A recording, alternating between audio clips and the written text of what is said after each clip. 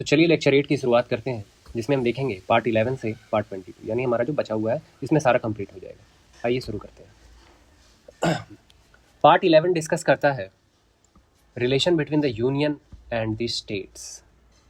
तो यूनियन और स्टेट्स के बीच का जो रिलेशन है उसको डिस्कस करने के लिए कौन सा पार्ट है? पार्ट 11। अब ये देखो यहाँ पर इसको याद कैसे रखेंगे। तो देखो 11 को हम कैसे लिखते हैं? 1 और 1। अब यहाँ पर याद रखने के लिए ध्यान देना है कि ये 1 किसको रिप्रेजेंट कर रहा है, तो ये पहला एंटिटी हमारा यूनियन को रिप्रेजेंट कर रहा है, और एक और 1 जो है हमारा दूसरा एंटिटी यानी कि स्टेट्स को रिप्रेजेंट कर रहा है। तो इस तरीके से हम याद रख सकते हैं कि जो पार्ट 11 है वो हमारा किस बारे में है? तो यूनियन और स्टेट्स के रिलेशनशिप के बारे में है। तो ये जो रिलेशनशिप है यूनियन और स्टेट्स का, ये 3 पार्ट में हम डिवाइड करते हैं। पहला जो है ये है हमारा लेजिस्लेटिव। देखो लेजिस्लेटिव रिलेशनशिप में का मतलब क्या हो गया कि ये तय करता है कि दायरा, कानून बनाने का जो दायरा है वो यूनियन गवर्नमेंट का किन किन फील्ड्स में है और कहाँ कहाँ तक वो बना सकता है, और स्टेट गवर्नमेंट का कहाँ पर है। तो ये रिलेशनशिप को इसमें डिस्कस करेंगे। दूसरा जो है रिलेशनशिप वो होता है एडमिनिस्ट्रेटिव। ठीक है, एडमिनिस्ट्रेटिव कहने का मतलब जो हमारा जो ब्यूरोक्रेट्स हैं उनको कौन कंट्रोल करेगा। ठीक है, फिर किसका जुरिस्डिक्शन कहाँ तक आता है, ये सब चीज़ें इसमें डिस्कस होती हैं एडमिनिस्ट्रेटिव में। और तीसरा होता है फाइनेंस से रिलेटेड।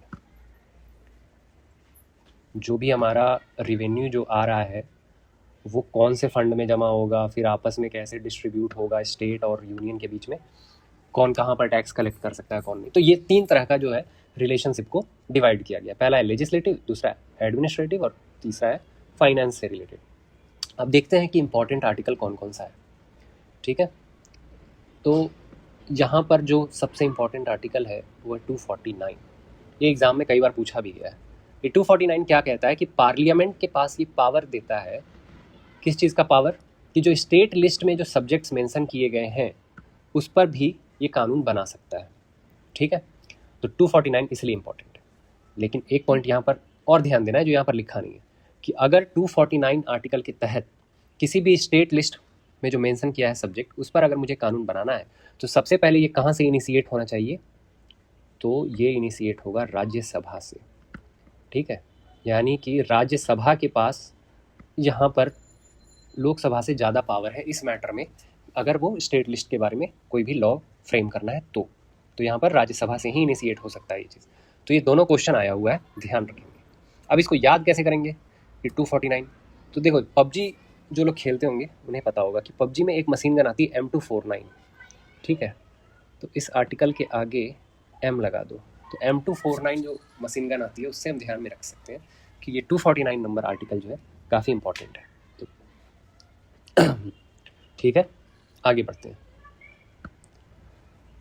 अगला देखो, पार्ट 11 में मेन 2 रिलेशनशिप को डिस्कस किया गया था। जो पार्ट 12 में है वो फाइनेंशियल रिलेशंस को डिस्कस करते हैं। तो पार्ट 11 में और कोई इंपॉर्टेंट आर्टिकल था नहीं वैसा, इसलिए मैंने मेंशन नहीं किया। अब पार्ट 12 में जो आर्टिकल्स पूछे जाते हैं उसको देखेंगे। तो ये देखो ये फाइनेंस से रिलेटेड है कि दो यूनियन और स्टेट्स के बीच में फाइनेंस का कैसे डिस्ट्रीब्यूशन होगा, उन सब चीज़ों पर आधारित। तो इसमें जो सबसे इम्पॉर्टेंट आर्टिकल है जो पूछा गया है वो है आर्टिकल 266। इसमें पूछा जाता है कि कंसोलिडेटेड फंड्स ऑफ इंडिया का जिक्र कौन से आर्टिकल में है। यही सवाल आता है एग्जैक्ट कि consolidated fund of India is mentioned in which article. तो आर्टिकल नंबर 266। अगला है 267, ये भी उतना ही इंपॉर्टेंट है। ये है कंटिजेंसी फंड ऑफ इंडिया। देखो जितने भी जो भी फंड कलेक्ट होता है वो सब तो जाता है कंसोलिडेटेड फंड ऑफ इंडिया में। ठीक है, और वहीं से सबको सैलरी वगैरह और जो भी खर्चे हैं वो सब देना है, बजट एलोकेशन वगैरह। ठीक है, एक होता है कंटिजेंसी फंड जो अलग से रखा जाता है इमरजेंसी सिचुएशंस के लिए। ठीक है, तो इमरजेंसी केसेस के लिए जो है कौन सा फंड रहता है? तो कंटिजेंसी फंड ऑफ इंडिया। तो ये भी ध्यान रखना है कि ये इमरजेंसी सिचुएशंस के लिए है, और इसको कौन निकाल सकता है? प्रेसिडेंट ही अलाउ कर सकता है इस फंड को निकालने के लिए। तो प्रेसिडेंट का जब तक साइन नहीं होगा इस फंड से, मतलब उससे प्रायर परमिशन लेनी पड़ेगी कंटिजेंसी फंड ऑफ इंडिया को यूज़ करने के लिए। तो आर्टिकल 267 इंपॉर्टेंट है। आर्टिकल 280 मोस्ट इंपॉर्टेंट आर्टिकल है। क्यों? क्योंकि ये है फाइनेंस कमीशन के बारे में। ठीक है, तो फाइनेंस कमीशन क्या होता है? ये इस कमीशन का गठन जो है ना हर एक 5 साल पे किया जाता है, और ये बताता क्या है कि यूनियन और स्टेट के बीच में फाइनेंस का कैसे डिस्ट्रीब्यूशन होगा। यानी जो भी टैक्स कलेक्ट होकर के यूनियन के पास आ रहा है उसमें से यूनियन खुद कितना रखेगा और स्टेट को कितना पास ऑन करेगा, ये बताता है फाइनेंस कमीशन। ठीक है, तो यूनियन स्टेट को कितना देगा टैक्स, ये फाइनेंस कमीशन बताया। तो ये क्या हुआ, इसको क्या कहेंगे, वर्टिकल डिस्ट्रीब्यूशन। ठीक है, वर्टिकल डिस्ट्रीब्यूशन कहलाता है। ये वर्टिकली डिवाइड कर रहा है ना फाइनेंस को, पैसे को। अब देखो स्टेट तो यहाँ पर एक है नहीं, 28 स्टेट है ना टोटल। तो अब 28 स्टेट में आपस में कैसे बटेगा, इसके आपस में भी तो बांटने के लिए कुछ फॉर्मूला लगाना होगा, तो वो भी फाइनेंस कमीशन बताएगा। तो इनके आपस में जो बांटने के लिए जो फॉर्मूला लगा के जो बांटते हैं, तो इसको कहते हैं हॉरिजॉन्टल डिस्ट्रीब्यूशन। ठीक है, तो ये दो चीज़ है, एक हो गया वर्टिकल डिस्ट्रीब्यूशन और एक हो गया हॉरिजॉन्टल डिस्ट्रीब्यूशन, ध्यान रखना है। ये बतलाता है फाइनेंस कमीशन। नेक्स्ट है आर्टिकल 300A। देखो आर्टिकल नंबर 31 जो था, एक फंडामेंटल राइट था हमारा, राइट टू प्रॉपर्टी, जिसको क्या कर दिया गया, रिपील कर दिया गया। तो वो रिपील करने के बाद क्या बन गया, एक लीगल राइट बन गया है, राइट टू प्रॉपर्टी। तो वो कौन से आर्टिकल में आ गया था, आर्टिकल नंबर 300A। ठीक है, कि किसी का भी जो है ना प्रॉपर्टी को उससे डिप्राइव नहीं कर सकते हैं। ठीक है, और अगर कुछ हम मान लो गवर्नमेंट किसी का प्रॉपर्टी ले रहा है, तो बदले में उसको कॉम्पेंसेशन उसको पे करना पड़ेगा। ठीक है, तो ये सब आर्टिकल 300A में है। आगे बढ़ते हैं, ये चारों आर्टिकल इंपॉर्टेंट है, इस पार्ट में इतना ही था, तो ये ध्यान रखना है। पार्ट 13 जिसमें है ट्रेड, कॉमर्स और intercourse within the territory of India. मतलब within the territory of India जो भी ट्रेड है वो सब चलता है, और जो भी फॉरेन से भी ट्रेड, ये सब चीज़ों के बारे में है, इंपॉर्टेंट नहीं है, इसमें कोई आर्टिकल याद करने की जरूरत नहीं। पार्ट 14 ये इंपॉर्टेंट है, ये पूछता भी है कि पार्ट 14 में क्या है। ठीक है, तो services under the union and the states जो है हमारा, ये कौन से पार्ट में है, पार्ट 14 में। ये पार्ट भी पूछा जाता है और इसमें 2 आर्टिकल है वो पूछा जाता है। देखो आर्टिकल नंबर 312, ये बड़ा इंपॉर्टेंट है। ऑल इंडिया सर्विसेज, जो यूपीएससी क्लियर करने के बाद जो पोस्ट मिलता है वो सब क्या है, आईएएस हो गया, आईपीएस हो गया, तो ये सब क्या ऑल इंडिया सर्विसेज है। एक इंडियन फॉरेस्ट सर्विस है, तो ये सब ऑल इंडिया सर्विसेज हो गया। तो इसका बारे में कौन से आर्टिकल में मेंशन किया गया, आर्टिकल 312, कई बार पूछा गया है। ठीक है, अगला है आर्टिकल 315, ये भी बहुत रिपीटेड है। इसमें क्या, पब्लिक सर्विस कमीशन के बारे में। तो पब्लिक सर्विस कमीशन क्या होता है, ये वो कमीशन है जो एग्ज़ाम कंडक्ट कराती है। किसके लिए, तो इसी तरह के जो इम्पॉर्टेंट जो ब्यूरोक्रेटिक पोजीशंस हैं, तो वो कहाँ, यूनियन और स्टेट्स के लिए। तो ये दोनों के लिए जो भी पब्लिक सर्विस कमीशन बनाई जाती है, वो कौन से आर्टिकल के तहत बनता है, तो आर्टिकल 315, यानी कि जो हमारा यूपीएससी हो गया। ठीक है, और हमारा स्टेट गवर्नमेंट का जो भी पीएससीज है, जैसे हमारा बिहार है तो बिहार का क्या होगा, बीपीएससी है। तो ये सब कौन से आर्टिकल के तहत बनता है, इनका गठन होता है आर्टिकल नंबर 315 के तहत। ठीक है, ध्यान में रखना, दोनों आर्टिकल इंपॉर्टेंट थे इस पार्ट 14 के। पार्ट 14A ट्रिब्यूनल्स, ये भी पार्ट पूछा जाता है कि ट्रिब्यूनल्स जो है कौन से पार्ट में मेंशन किया गया है। तो ट्रिब्यूनल्स होता क्या है, देखो कोर्ट जो है हमारा, कोर्ट जो है कुछ भी केस लड़ना है तो हम कहाँ जाते हैं, जुडिशरी के पास जाते हैं, कोर्ट्स में। अब इसके पास क्या है ना, ऑलरेडी 5.5 करोड़ केसेस पेंडिंग है आज के डेट में देखा जाए तो 5 करोड़ से ज़्यादा केस इसके पास पेंडिंग में पड़ा हुआ है। तो ये ऑलरेडी क्या ओवर बर्डेंड है। ठीक है, अब इसका बर्डन कुछ कम करने के लिए क्या बनाया गया, ट्रिब्यूनल्स बनाया गया। तो अब ये ट्रिब्यूनल्स क्या करते हैं कि कुछ खास तरह के केसेस को डील करते हैं। जैसे एक है NGT, नेशनल ग्रीन ट्रिब्यूनल। ठीक है, तो नेशनल ग्रीन ट्रिब्यूनल जो है 2010 में इसको बनाया गया था। अब ये क्या करता है, तो जो इन्वायरमेंट से रिलेटेड केसेस है ना, किसी इंडस्ट्री पर किसी ने केस कर दिया, तो वो सब ये डील करता है NGT, और इसका डिसीजन फाइनल होता है, कोर्ट के इक्विवेलेंट होता है। ठीक है, इसी तरह रिवर्स के बीच में जो डिस्प्यूट होता है, ठीक है, वाटर शेयरिंग को लेकर के, तो उन सब से रिलेटेड ट्रिब्यूनल्स बनाए जाते हैं। तो अलग अलग ट्रिब्यूनल्स का गठन होता है, तो कौन से आर्टिकल के तहत होता है, आर्टिकल नंबर 323A। ठीक है, तो ये आर्टिकल भी ध्यान रखना है और ये पार्ट भी ध्यान रखना है, दोनों पूछा जाता है एग्जाम में। अच्छा आगे बढ़ते हैं, पार्ट 15, ये बहुत इंपॉर्टेंट है ये भी। ठीक है, इसका पार्ट भी पूछा गया है एग्जाम में कई बार, तो याद रखना है कि पार्ट 15 किससे रिलेटेड है, इलेक्शन से रिलेटेड है। अब इसमें 2 आर्टिकल याद रखना है, बाकी नहीं। ठीक है, कौन कौन सा है ये देखो। पहला है आर्टिकल 324, पूछा जाता है कि इलेक्शन कमीशन कौन से आर्टिकल में है। ठीक है, तो इलेक्शन कमीशन कौन से आर्टिकल में दिया गया है, आर्टिकल नंबर 324। ठीक, अभी देखो हमारा इलेक्शन कमीशन जो है इसको हेड कौन करता है, इलेक्शन कमीशन को हेड करने के लिए कौन है, CEC है, चीफ इलेक्शन कमिश्नर, और इसको असिस्ट करने के लिए 2 और इलेक्शन कमिश्नर्स बनाए गए हैं। ये कब बना था? तो राजीव गांधी जी की सरकार जब आई थी तो उन्होंने क्या किया था ना कि वोटिंग राइट्स 18+ कर दिया था। पहले था, उसके पहले 21+ वोटिंग राइट, यानी कि 21 साल से जो ज़्यादा उम्र के लोग हैं केवल वही वोट करने जाते थे पहले। लेकिन 1989 में एक अमेंडमेंट लाया गया, 61st अमेंडमेंट एक्ट। ये सारे पॉइंट याद रखने हैं, एग्जाम में पूछ सकते हैं, ठीक है ना। तो 1989 में एक अमेंडमेंट लाया गया, 61st अमेंडमेंट एक्ट। तो इस 61st अमेंडमेंट एक्ट के तहत जो है, जो वोटिंग एज है हमारा 21 से रिड्यूस करके कितना ले आया? वो ले आया 18 पे। तो अचानक से क्या हो गया कि काम बढ़ गया ना, बहुत सारे लोगों का वोटर आई कार्ड वगैरह बनवाना था, इलेक्टोरल रोल्स को फिर से हमारा रिवाइज करना था। तो इन सब चीज़ों के लिए फिर क्या किया गया था, 2 इलेक्शन कमीशंस और जोड़े गए थे उसी समय। बाद में फिर हटाया भी गया थोड़ी समय के लिए, लेकिन वापस से ले आया गया, ठीक है। तो आज के डेट में फिर यही है, एक चीफ इलेक्शन कमीशन है और उसको असिस्ट करने के लिए 2 इलेक्शन कमिश्नर्स और हैं, ठीक है। तो इलेक्शन कमीशन कौन से आर्टिकल में दिया है? Article number 324। एक क्वेश्चन यहाँ से और पूछा जाता है एग्जाम में कि इलेक्शन कमीशन का काम क्या है या निम्न में से कौन सा नहीं है। ऑप्शन में पहला दे देगा सुपरिटेंडेंस, ठीक है, दूसरा दे देगा डायरेक्शन और तीसरा दे देगा कंट्रोल। यही तीनों वर्ड देगा और चौथा में कुछ और वर्ड दे देगा, ठीक है। तो वो वाला हम टिक कर लेंगे। तो ये एक क्वेश्चन भी एग्जाम में जो है आया हुआ है, तो ध्यान देना है। चलो आगे बढ़ते हैं, आर्टिकल नंबर 326। देखो ये क्या कहता है कि जो भी इलेक्शन होगा हाउस ऑफ पीपल का मतलब क्या हो गया? Lok Sabha, and to the legislative assemblies of the states, यानी कि राज्य में भी जो भी चुनाव होता है वो। तो ये सब किस पर आधारित होगा? तो on the basis of adult suffrage. तो एडल्ट सफरेज का मतलब क्या हो गया? देखो एडल्ट सफरेज का मतलब हो गया कि जो भी एडल्ट है उसको क्या हम देंगे? एक वोटिंग राइट देंगे। तो एक वेस्ट में चला था कॉन्सेप्ट यूनिवर्सल एडल्ट सफरेज का, ठीक है। तो यूनिवर्सल एडल्ट सफरेज का कॉन्सेप्ट चला था कि 18 साल से उम्र के जितने भी ज़्यादा लोग हैं उन सबको वोटिंग राइट्स देना है। तो क्वेश्चन एग्जाम में यही पूछा जाता है कि एडल्ट सफरेज, यही वर्ड पूछा जाएगा कि adult suffrage is mentioned in which article या is given under which article. तो आर्टिकल नंबर 326 हो जाएगा, ठीक है। तो ये सारे पॉइंट्स को ध्यान में रखना है, एग्जाम के लिए इंपॉर्टेंट है। अगला है पार्ट 16।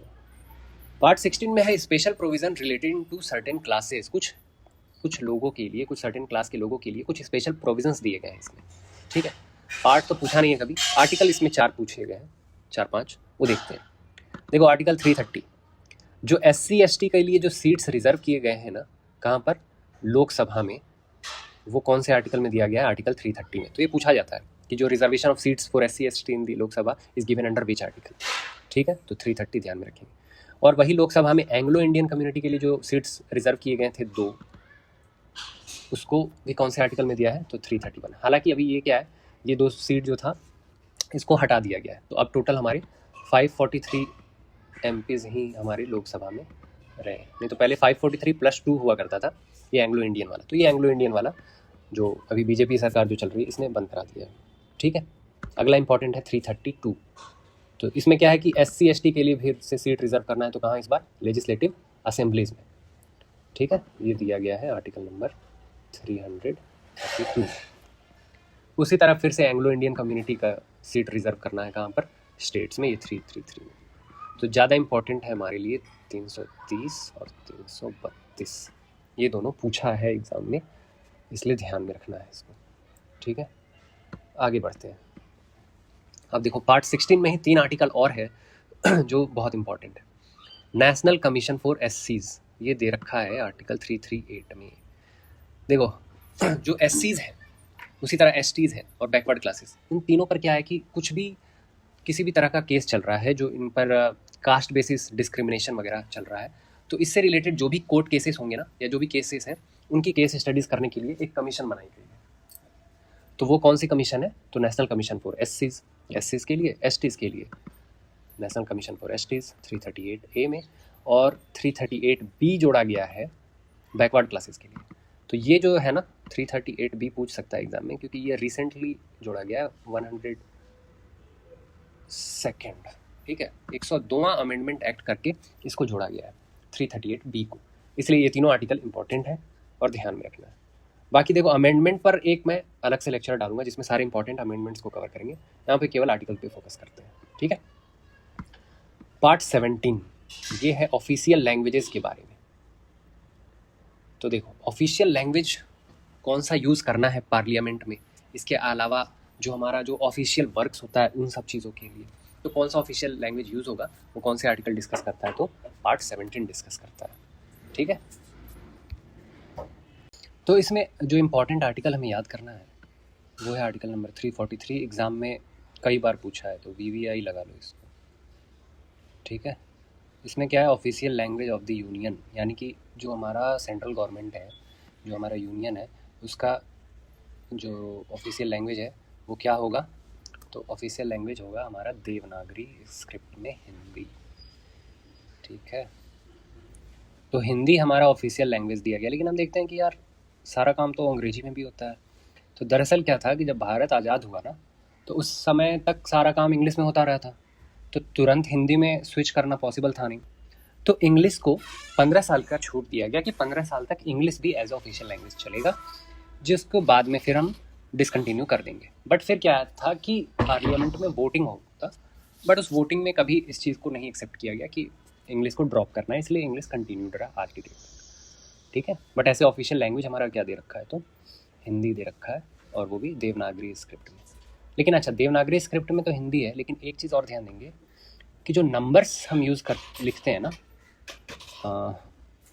जो नंबर्स हम लिखते हैं हिंदी में, तो वो भी कैसा लिखते हैं, इस तरीके से लिखते हैं, 1 फिर 2 3 4 जो भी है। तो ये क्या इंटरनेशनल नंबर सिस्टम को यूज़ करते हैं, क्योंकि देवनागरी स्क्रिप्ट का जो नंबरिंग है वो कैसा हो जाएगा, फिर वो थोड़ा अलग हो जाएगा ना। ये हो गया 1, फिर ये हो गया 2, यहाँ तक तो 3 तक तो सेम है, लेकिन 4 में देखोगे कि 4 ये हो गया, 5 हो गया तुम्हारा ये, तो ये अलग हो जाता है। तो ये यूज़ नहीं करते हैं नंबरिंग के लिए, इंटरनेशनल नंबर सिस्टम ये वाला यूज़ करते हैं। तो ये भी लिखा हुआ है हमारा कॉन्स्टिट्यूशन में। चलो अगला इंपॉर्टेंट आर्टिकल है 350A।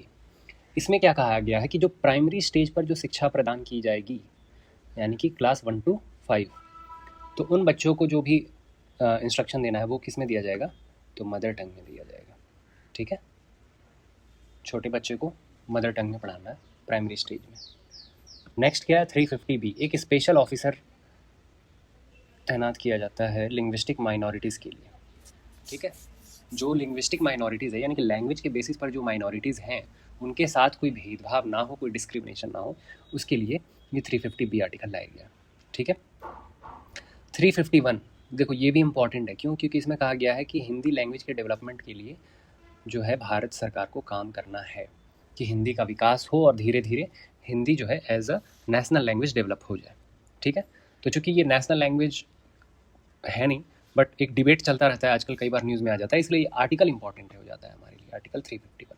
ठीक है, कि कौन से आर्टिकल में दिया गया है कि हिंदी का डेवलपमेंट के लिए पार्लियामेंट को काम करना है, तो आर्टिकल नंबर 351।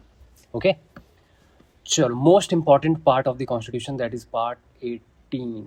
ठीक है, तो फंडामेंटल राइट्स और के बाद जो अगला इंपॉर्टेंट है सबसे हो जाता है वो ये है पार्ट 18। कई बार पूछा है एग्ज़ाम में भी, इससे क्वेश्चंस आते ही आते हैं।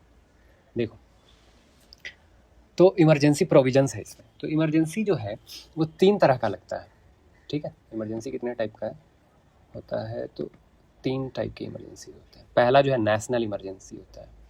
ठीक, नेशनल इमरजेंसी का मतलब क्या हो गया कि पूरा देश में एक इमरजेंसी का सिचुएशन आ गया है, तो वो कहलाता है नेशनल इमरजेंसी। दूसरा होता है स्टेट इमरजेंसी, कि किसी एक पर्टिकुलर स्टेट में ही वैसी सिचुएशन पैदा हुई है। ठीक है, और तीसरा है हमारा फाइनेंशियल इमरजेंसी, यानी कि पूरे देश में जो है ना फाइनेंस का जो है क्राइसिस हो गया है। ठीक है, फॉरेक्स रिजर्व्स मतलब बहुत घट जाएगा, तो वैसे सिचुएशंस में फाइनेंशियल इमरजेंसी लगाया जाता है। तो देखो नेशनल इमरजेंसी आज तक कितनी बार लगाया जा चुका है, तो नेशनल इमरजेंसी आज तक लग चुका है 3 बार। कब कब लगा है, तो पहला देखो 1962 में इंडिया चाइना वार हो रहा था, सीनो इंडिया वार भी जिसको कहते हैं। तो 1962 में जवाहरलाल नेहरू जी ने इस समय इमरजेंसी लगाया था, और ये इमरजेंसी कब तक चला था, 65 में जो इंडिया पाकिस्तान वॉर हुआ था उस समय तक ये कंटिन्यूड था, उसके बाद जाकर के एंड हुआ। ठीक है, उसके बाद देखो, उसके बाद कौन सा मेजर वॉर लड़ा इंडिया ने, 1971 में अगेन इंडिया ने वॉर लड़ा पाकिस्तान के साथ बांग्लादेश को लिबरेट कराने के लिए। तो दूसरा इमरजेंसी जो है 1971 में लगा। ठीक है, और तीसरा इमरजेंसी इंदिरा गांधी जी की सरकार में ही लगा 1975 में। ये जो है ना मोस्ट कंट्रोवर्शियल इमरजेंसी था, ठीक है, सब लोग इसको गरियाए। देखो हुआ क्या था कि इंदिरा गांधी 75 में जब इलेक्शन हुआ ना, तो उसमें एलिगेशंस लगाया गया कि इलेक्शन जो है उन्होंने धोखाधड़ी से जीता है, और वो वहाँ के जो जजेस थे उनको भी इन्फ्लुएंस, हाई कोर्ट के जज को भी इन्फ्लुएंस करके वो डिसीजन अपने फेवर में ले ली थी। तो ये सब सिचुएशन के टाइम पर जो हमारे बिहार से जयप्रकाश नारायण, नाम तो सुना ही होगा, तो जेपी ने एक जो है ना संपूर्ण क्रांति की घोषणा की थी यही पटना के गांधी मैदान से।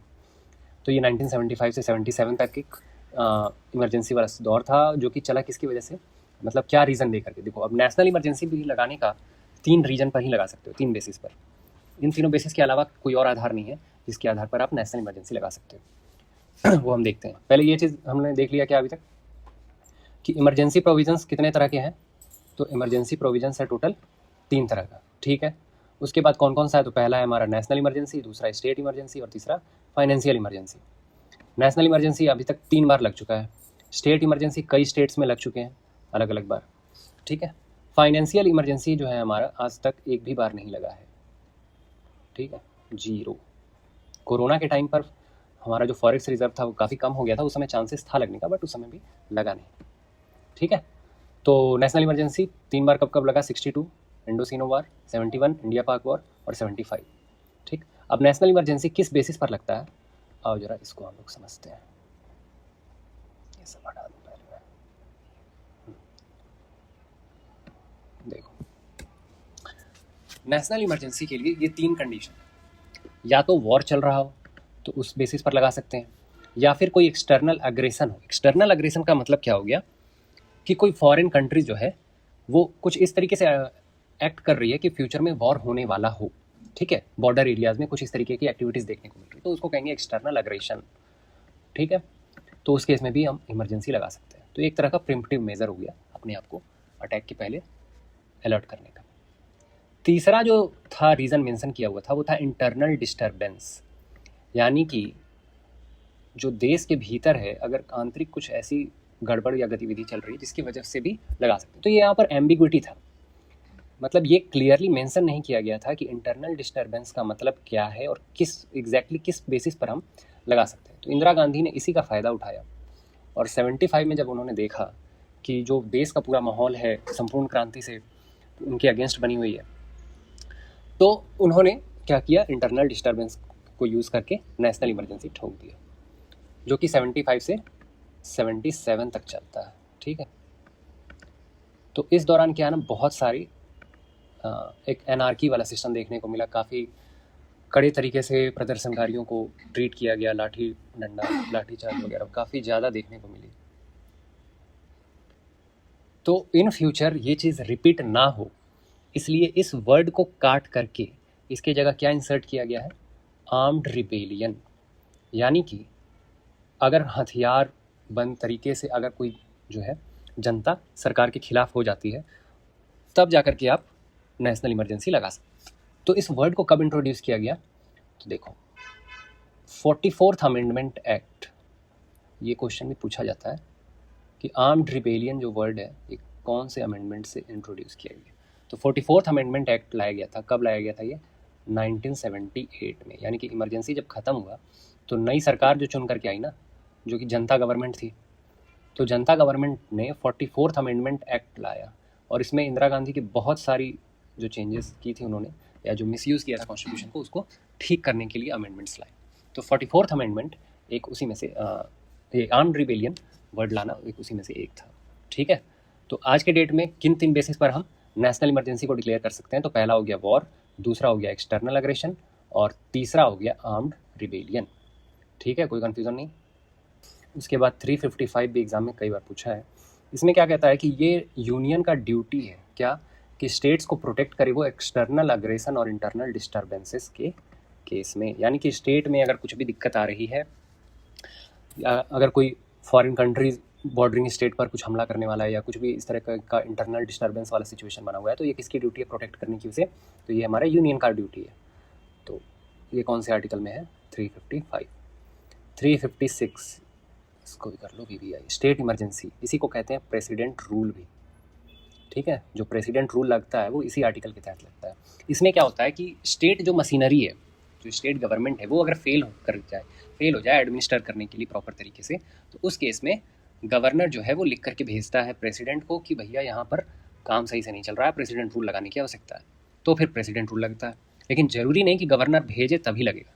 अगर यूनियन गवर्नमेंट को ऐसा लग रहा है कि स्टेट जो है हमारे ऑर्डर्स को फॉलो नहीं कर पा रही और वहाँ पर कुछ गड़बड़ है, तो उस बेसिस पर वो खुद भी लगा सकती है, ठीक है। तो 356 इंपॉर्टेंट है, स्टेट्स इमरजेंसी या फिर प्रेसिडेंट रूल कहेंगे। नेक्स्ट है 358, ये भी कई बार पूछा है एग्जाम में, तो ये सारे आर्टिकल जितने यहाँ लिखा है सारा इंपॉर्टेंट है। Suspension of provisions of article 19 during emergency. अगर देखो इमरजेंसी के टाइम पे आर्टिकल 19 में जो फ्रीडम दिया गया है, जो कौन कौन सा है, freedom of speech and expression, assembly का, पीसफुल तरीके से असेंबल होने का, एसोसिएशन बनाने का, मूवमेंट करने का, तो ये सब जो फ्रीडम है ना आर्टिकल 19 के अंडर, अगर केवल उसको सस्पेंड करना है तो हम कौन सा आर्टिकल को प्रोवोक करेंगे, तो वो है आर्टिकल नंबर 358।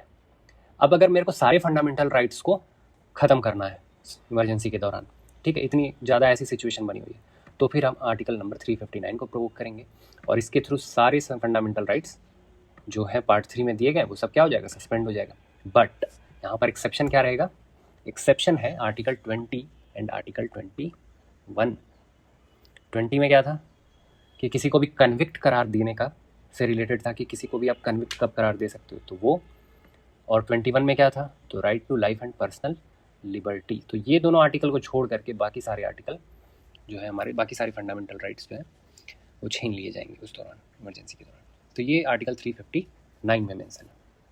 अगला जो इंपॉर्टेंट है वो है 360 फाइनेंशियल इमरजेंसी। इसमें क्या होता है कि अभी थोड़ी देर पहले बताया था मैंने कि फॉरेक्स रिजर्व बहुत कम होने लगे, स्टेट के पास पैसे कम पड़ने लग जाए बाहर से इंपोर्ट कराने के लिए, तो इस सिचुएशन में फाइनेंशियल इमरजेंसी लगाया जाता है। तो इसमें होता क्या है ना कि जो भी गवर्नमेंट सर्वेंट्स हैं, जो भी ऑफिशियल्स हैं और सुप्रीम कोर्ट, हाई कोर्ट, इन सब के जो कोर्ट्स के जो जजेस वगैरह हैं, तो इन सब की सैलरी को रिड्यूस किया जाता है। जो भी एमपीज़ वगैरह इन सब का सैलरी को घटा दिया जाता है कुछ टाइम पीरियड के लिए, तो वो फाइनेंशियल इमरजेंसी में होता है, ठीक है।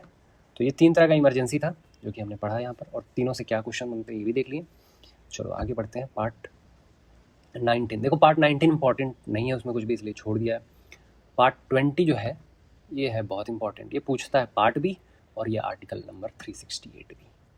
क्या है ये, देखो पार्ट 20 में लिखा है अमेंडमेंट ऑफ द कॉन्स्टिट्यूशन, यानी कॉन्स्टिट्यूशन को आप अमेंड करना है, तो ये कौन से पार्ट में दे रखा है, तो पार्ट 20 में, ठीक है। अब पार्ट 20 में, अच्छा यहाँ पर इसको काट लो, इसको चेंज नहीं किया, पिछले स्लाइड वाला ही रह गया। इसमें कौन सा आर्टिकल है, तो आर्टिकल नंबर 368 है केवल, ठीक है, जो कि बहुत इंपॉर्टेंट हो जाता है।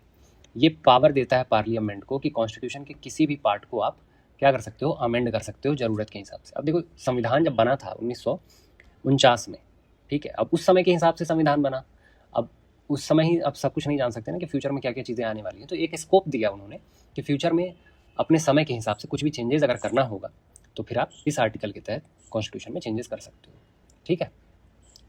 तो ये है आर्टिकल नंबर 368 इंपॉर्टेंट है। अब इसके बाद जो पार्ट है पार्ट 21 वो इंपॉर्टेंट नहीं है, पार्ट 22 भी इंपॉर्टेंट नहीं है, ठीक है। तो यहीं तक था, सारा पार्ट हमने कवर कर लिया। इस तरीके से हमने जो भी जितने इंपॉर्टेंट आर्टिकल्स थे हमारे कॉन्स्टिट्यूशन के, वो इस पूरे सीरीज़ में हमने ख़त्म कर लिया। अब मिलेंगे अगले लेक्चर में, तो उसमें हम देखेंगे इंपॉर्टेंट अमेंडमेंट्स को। तब तक के लिए धन्यवाद।